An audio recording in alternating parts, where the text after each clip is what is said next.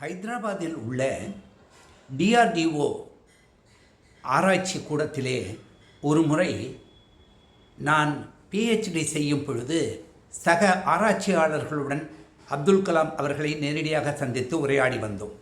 அவர் ஒவ்வொருவரையும் குறிப்பிட்டு நீங்கள் என்ன வகையிலே செய்து கொண்டு ஆராய்ச்சி செய்கிறீர்கள் என்று கேட்டறிந்து பின்னர் என்ன தொழில் செய்கிறீர்கள் என்று கேட்டார். சிலர் கல்லூரியில் ப்ரொஃபஸராக இருக்கிறோம் என்றார்.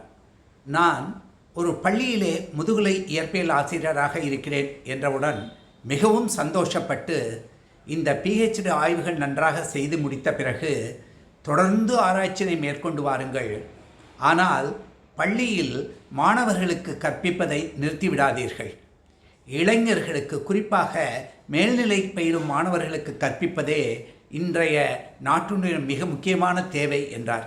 அதனை கொண்டே நானும்